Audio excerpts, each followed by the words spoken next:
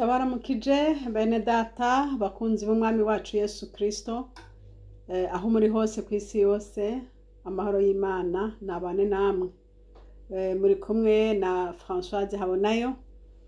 Nshimiye Imana muri kano kanya kubera yuko inyemereye ko nongera kugaruka kugira ngo dusangiye namwe ivyera vy'Imana. Imana ishimwe. Reka dusenge. Mana data wa twese usumba byose uri mu ijuru, ndagushimiye ndagukengurukiye uyu mwanya, ndagushimiye kuko uri kumwe natwe kandi ndagushimiye kubyemeye. Nuko Yesu umpezagire unshoboze kandi bene data bankurikira bafashwe nawe nkuko wabiteguye. Ico nase ni Satani n'ibikorwa byiwe byose mu izina rya Yesu. Mwamungwanire kandi uneshereze uzobukoze ku izina ryawe ryera Kristo. Amen. Haleluya. Imbere yuko nogira ico ntangura kuvuga, ndatanguye guha condoléance ku muryango w'umuhisi mwungere wacu, umuvyeyi wacu, no kumuvuga numva binanira, ariko murabyumva bavyumva. Imana ibahe kwihangana. Hanyuma nta wundi wo kuturemesha ni data.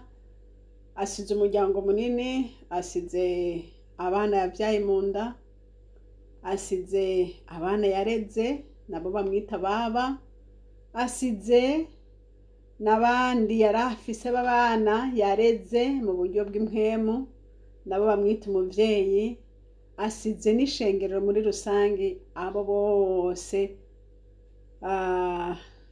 Imana nibakomeze, Imana nibakomeze, niyo yonyene kudukomeza.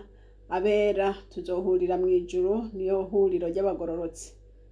Twikomereza muri Kristo Yesu, kuko gutandukana ndazi ko bitoroshe kandi birababaje, ariko abari muri Kristo Yesu baba bimutse, hanyuma tuzohura twongere kubana nyakubana. Imana ishimwe. Uyu munsi ngomba dusangire ijambo ry'Imana riri mu gitabo ca Yohana. Igitabo ca Yohana ni hano ku murongo w'11. Ndaza nasoma imirongo mike mike, ariko ni inkuru musanzwe muzi. Umutwe w'amajambo uvuga ngo Yesu azura Lazaro. Haleluya.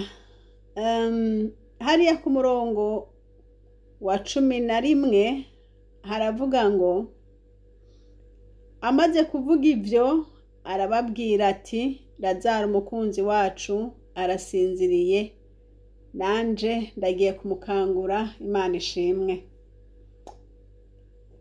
Dufise abacu benshi basinziriye kandi bataranakanguka, ariko Lazaro we yarasinziriye, hanyuma Yesu aramuzura. Imana ishimwe. Imana ibintu byose bikora ku rutonde rwabyo. Hari benshi basinziriye maze baravyuka, bakora igihe cabyo, bakora ico bahamagariwe gukora, hanyuma basubiye baragenda. Imana byose niyibigiranura. Imana nihabwa icubahiro. Lazaro iki gihe yari yapfuye ngo amaze iminsi 4, ariko Yesu ntiyitayeho kumenya ngo igihe amaze ni kingahe, ni kingana gute, ariko yavuze ati ndagiye kumuzura. Abandi baravuga bati ntibishoboka, yamaze kumera nabi. Ndashima Imana. Yesu ati reka ni jewe kuzuka. Imana ishimwe. Ni jewe kuzuka, aho nshitse biragenda neza. Umuvyeyi wacu nariko ndavuga yasinziriye, igihe kigeze data azomukangura hamwe n'abandi bose basinziriye imbere yiwe. Nibuka igihe kimwe nari mw'ishure ya hariya Anya Ikiremba muri lise, hanyuma rero hari ukuntu nyene mu masaha ya saa sita canke mu gihe nyene c'akaruhuko hamwe ivyigwa vyaheze twaragenda gutembera tukagenda kugira promenade tukagenda hariya mu mwonga rero bararima ibiraya vyinshi cane hanyuma mpurirayo n'umukecuru umwe uwo mukecuru ntangura kumubwira ivya Yesu ntanguye kumubwira ivya Yesu ijambo yambwiye n'uyo ndaryibutse nditwenga jenyene yarambwiye ati mwananje ati barakubesha ati reka ati wowe urishinga bijya bintu bavuga ngo Yesu ngo abapfuye bazozuka ngo eka mwana ngo hariho umukozi w'Imana ngo yarakomeye ngo bose bubaha ngo yitwa ngo yitwa Mafefere ngo ariko mwana ngo kuva agiye twarategereje n'ubu ntaragaruka ngo reka mwana barakubeshe. Yo mwami we uyo mupasoni we mukecuru nacishike kumubwira nterega mama nterega muvyeyi wanje nti azozuka kwizuka ry'abapfuye ati reka mwana reka barakubeshe ngerageza kumubwira ariko aranyumvisha ko bidashoboka ariko Imana ishimwe burya ijambo ry'Imana wowe upfa kuvuga gusa ibisigaye atazovomera ibyo wateye haheze igihe kinini nza ndamubona ngo wo mu rusengero ari mu babatizwa sinamenye ngo yihanye ryari sinamenye ngo byagenze gute ariko ndashima Imana nagenda mubona mu babatizwa yaraje yarakiriye Yesu. Imana ishimwe. Yesu yazuye Lazaro amaze kane hari abacu benshi tubarindire kwizuka musi Kristo azotuzura twese tukabonana. Imana nihabwa icubahiro.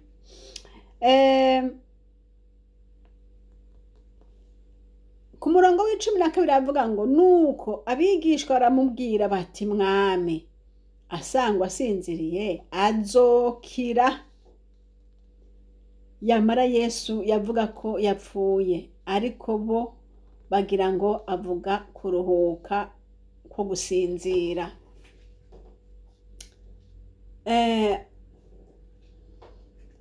Uyu muvyeyi yitahukiye naratangaye cyane kubera yuko mu vyumviro vyanje canke uko nabona ibintu wumva umenga ntazotandukana natwe wumva umenga n'umuntu Imana yashize ngaho nyene tuzobana nyene nta bindi. Sinigeze ngira n'ahantu umuntu yo kwibaza ati byoshoboka eka gushika umunsi twumvirise iyo nkuru yababaje imitima yacu kubwo kuba umuntu utari wumva umenga ntimwotandukana ariko kandi ntangura kwibaza nti Mana bigenda gute abandi bose ko hari utuntu twinshi wazurerekana duto ariko kubera iki nta nicijiji cayo wanyeretse. Ariko Imana ishime ko byose ikora ibyo ishaka itabikweretse ibyereka abandi ni byiza.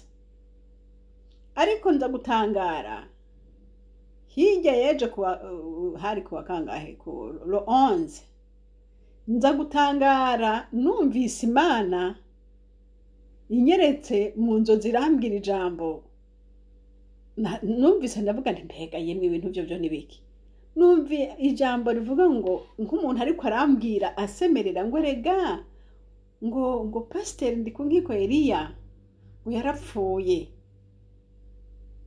Nikanguye mu gatondo avuga nti mwizina rya Yesu ibi bintu nibiki kubera iki iryo jwi rimbwiye ngo yarapfuye kandi ndabizi ntabwo ari information naje maze kugira abantu benshi kubera iki iryo jambo rije.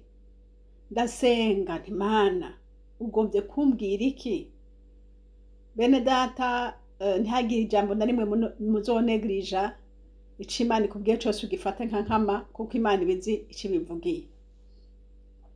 Hanyuma ndiko ndibaza nsenga mu mutima mvuga nti Mana nsobanurira kubera iki ibi bintu bimbwiye ubimbwiye gute? Habaye iki? Kuki ubisubiyemwo kandi nari ndabizi ko atagishasha umbwiye? Ibi bintu ni biki?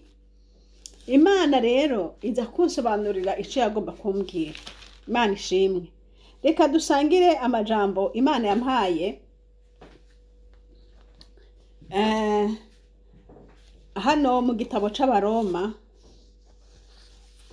kandi yampaye mu Gifaransa. Mwihangane abatumva Igifaransa ndasobanura kuko ndabivuga uko nabihawe kugira ngo message ndayitanga uko nayihawe. Nca mpabwa ijambo ryo mu Baroma igice ca 4, ijambo rivuga ngo comme le déclare l'écriture, j'ai fait de toi l'ancêtre d'une foule de nations. Il est notre Père devant Dieu, en qui il a cru, le Dieu qui rend la vie aux morts et fait exister ce qui n'existait pas. Aha mbonye mw'ijambo rivuga ngo il est notre Père devant Dieu en qui il a cru. Ngo ni umuvyeyi wacu imbere y'Imana, Imana yizeye. Ngo ni umuvyeyi wacu imbere y'Imana, Imana yizeye. Ngo Imana ishobora kuzana ubugingo ku bapfuye, ngo kandi n'ibitariho ikabibeshaho. Haleluya. Nongera mpabwa uwundi murongo uvuga ngo il avait environ 100 ans, mais sa foi ne faiblit pas quand il pensa à son corps presque mourant. Imana ishimwe. Ngo yari afise imyaka myinshi, ngo ariko yakomeje kwizera, ngo ntiyaravye umubiri wiwe wari kurahera, yakomeje kwizera. Numva ndatangara Imana, intahe y'Imana beneda.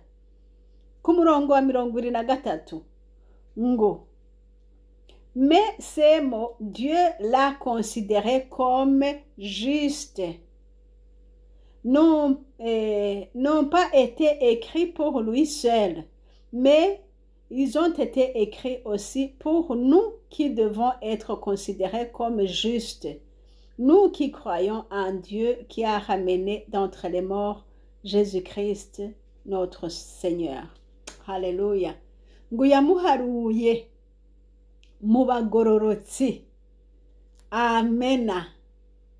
Ngo yamuharuye mu bagororotsi, ngo kubera yuko ngo yizeye umwami wacu Yesu Kristo. Haleluya. Ngo kandi siwe wenyene, n'abandi bizeye umwami wacu Yesu bazoharurwa mu bagororotsi.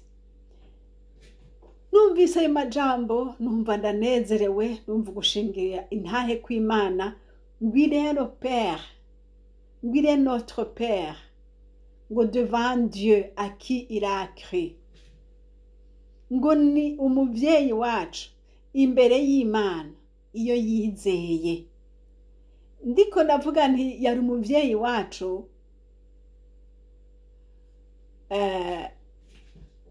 ntawo hakana ko yari umuvyeyi w'abantu benshi. Kumbura batarakizwa ntibovuga ngo yari umuvyeyi wabo, ariko abamaze gukizwa benshi yaratureze mu buryo bumwe no mu bundi. Iyo umuntu yose sangura akabaza umwe wese yosanga hariho ukuntu bari bazinanye en privé, yosanga hari ukuntu bari bafitaniye connection. Yo, Imana ishimwe. Muvyeyi wacu tuzomubona. Haleluya. Tuzomubona nitwihangana tugafata ivyo yatwigishije tukabigenderamwo. Imana ishimwe. Ngo naho yarakuze mu myaka yagumanye kwizera. Mwene da, umve nkubwire, yatubereye akarero muvyeyi wacu, none natwe tugumye kwizera. Yabonye byinshi, yaradushingiye intahe. Imana yaramuhaye kuvuga ivyari mu mutima w'ivyo yabwiza kuvuga, yaduhaye akarorero keza. Imana nishimwe. Yaratureze tugera aho tugeze, kandi ibyo yatwigishije umwami adufasha kuzobibandanyamwo. Haleluya. nariyumviriye rero ndiyumvira kuri uku kuntu Yesu yazuye Lazaro. Yarazuye Lazaro, arerekana ububasha bwiwe. Imana irerekana inkomezi zayo, Imana irerekana ubushobozi bwayo. Lazaro aba muzima naho byari byamaze kumera nabi. Ariko kuzuka k'umubiri bene da kurafise ikimazi, ariko kuri bike, kuko uyu mubiri n'ubundi uzobora, uyu mubiri n'ubundi uzokugwaho, uyu mubiri ntuzokwinjira mu bwami kwa data. Ariko ubugingo bw'imbere ubuharanire, nanje ndabuharanire, ntihagire ikibutosekaza. Ivyo muri iyi si tubona byose bizohera, ariko ubugingo bw'imbere tubugumbire, tubugumye. Mwene data ndagukomeje nti nawe mubabaro nivyo ntiwobura, ariko umenye ngo data, uyu muvyeyi wacu yatwigishije ngo ari iburyo bw'Imana. Iri jambo ryavugwa kuri Aburahamu, le père des nations, sekuru wabizera. Ariko uyu munsi irashaka kuvugwa kuri wewe na jewe, twagumanye ukwizera. Imana ishimwe. Abagiye bose hari ahantu barindiririye, ariko data wo mwijuru intahe yiwe ni y'ukuri, kubera yuko umuntu wese yamaze kumenya Yesu, agapfira muri Yesu, il est considéré comme juste. N'uyu murongo ngo ku murongo wa 23 ngo Dieu l'a considéré comme juste, non pas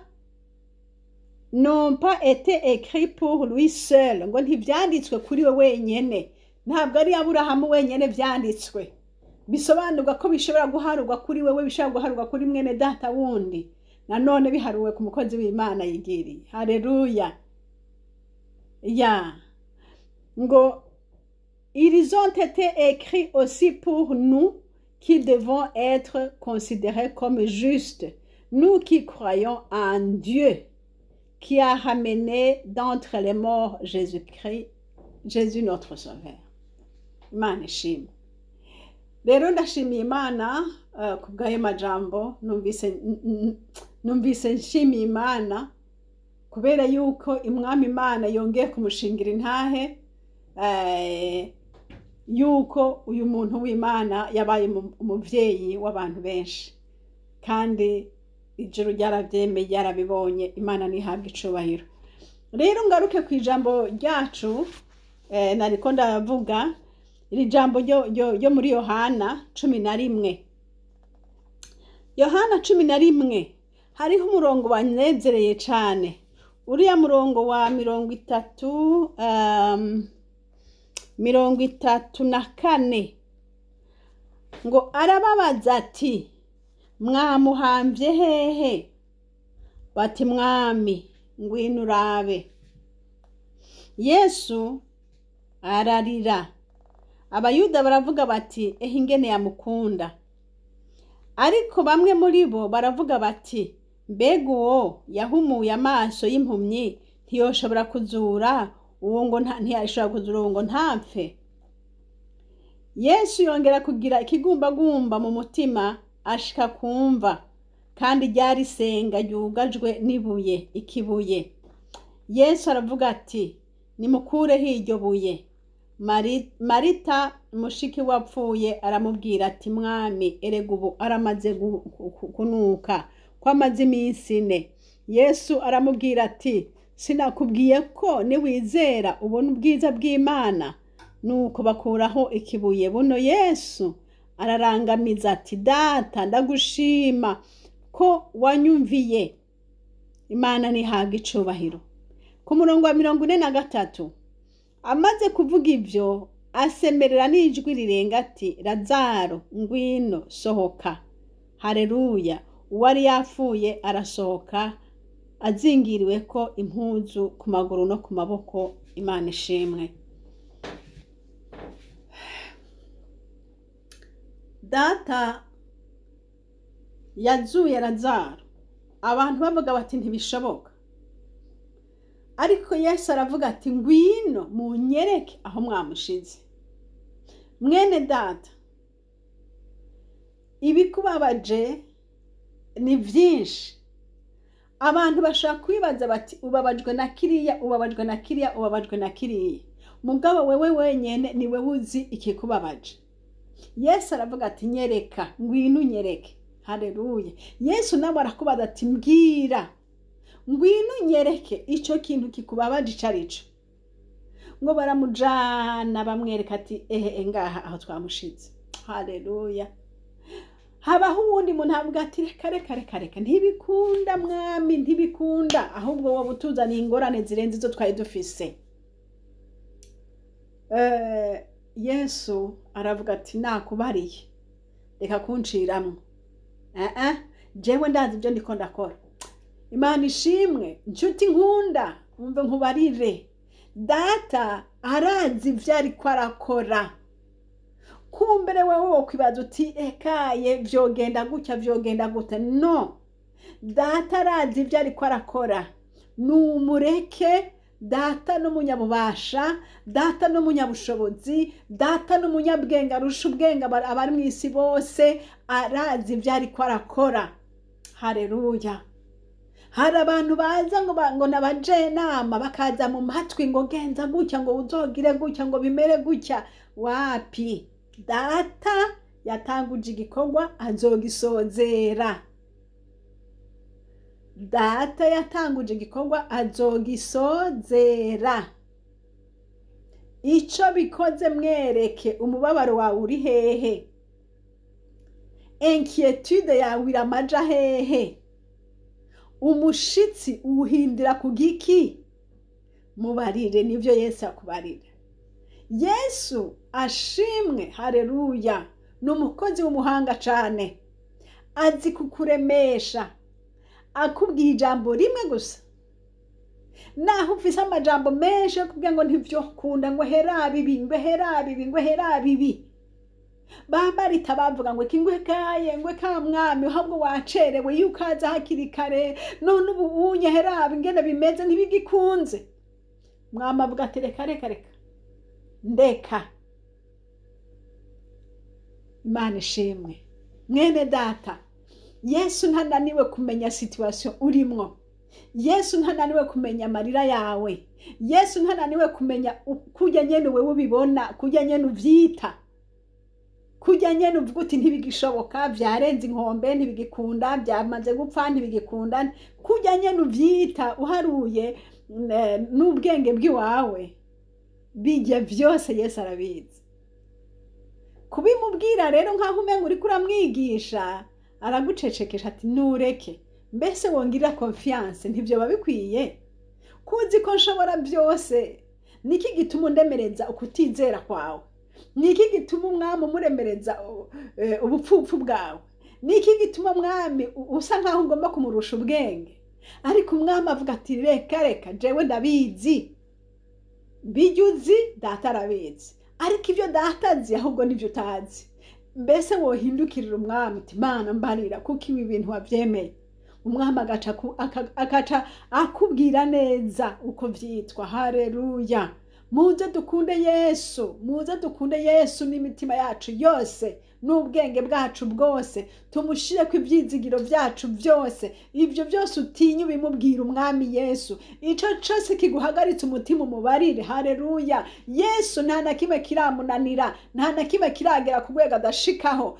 Ku bana b'abantu bya Lazaro byari byamaze guhera, ariko Yesu aravuga ati ni jewe kuzuka. Amena. Yesu ahageze akuvura uwo mubabaro ufise mu mutima wawe. Haleluya. Akubwira ijambo rimwe gusa ati ndahari. Igihe umubyeyi wanje papa yapfa, papa mbyara, nagize umubabaro atawundi muntu yowunkuriramwo, ariko ijambo ryampumurije ryabaye ijambo rivuga ngo ndi so adapfa. So w'umubiri yapfuye ariko so w'impwemu arahari. Jewe Mana ndahari. Haleluya. Ncanumva birandemesheje. Mbona yuko ab'umubiri n'ab'umubiri bafise igihe bagenewe, ariko data agumaho. Haleluya, iryo jambo rirandemesha. Mwene da, nawe rigushikeko. So wo mwijuru arahari. Amen. Arahari wo kukuremesha, wo kugufasha muri bya bindi byose, wo kugusindagiza. Arahari wo kugukorera bya bindi byose wifuza. Imana nishimwe. Yesu bamaze kumubwira bati ngwino, ababwira ati ngwino muje kunyereka. Babwirizwa kugenda bakamwereka. Suko yarahananiwe kuhamenya, ariko babwirizwa kumuja imbere bakamwereka ati naha. Imana ishimwe.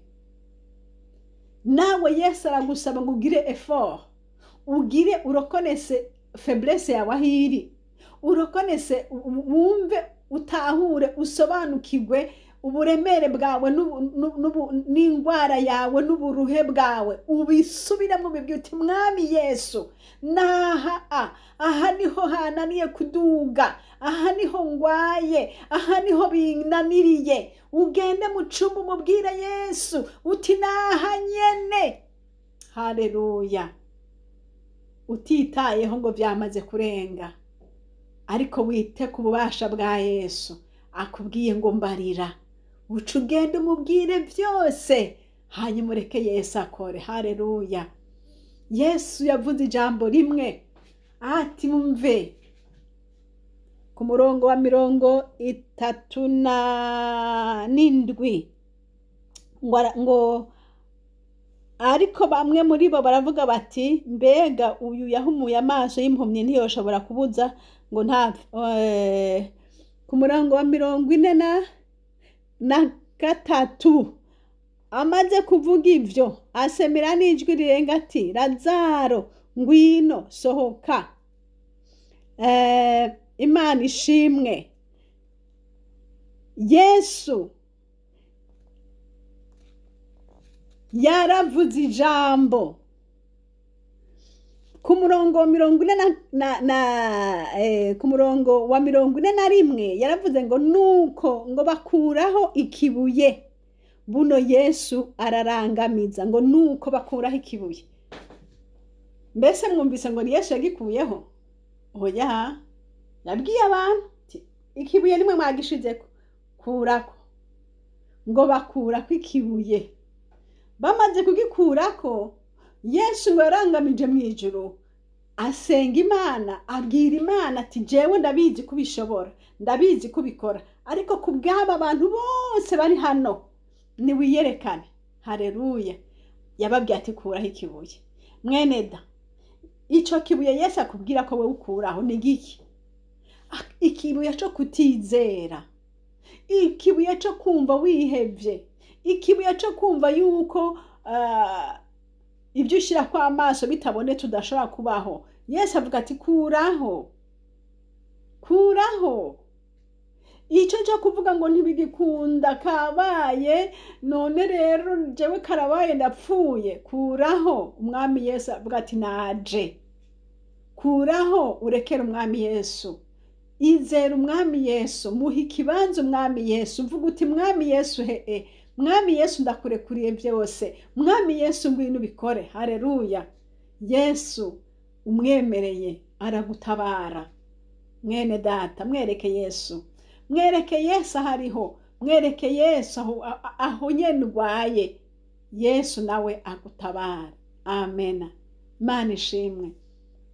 Ngo Yesu ngo acarangamiza, ahejeje kurangamiza, ahejeje kubwira data ati ndabizi, ndagushimura umwami. Haleluya. Ati ndagushimura umunyabubasha, ndagushima warampaye inkomezi zose, ndagushima ububasha bwose mu ijuru no mu isi warabumpaye. Arashima.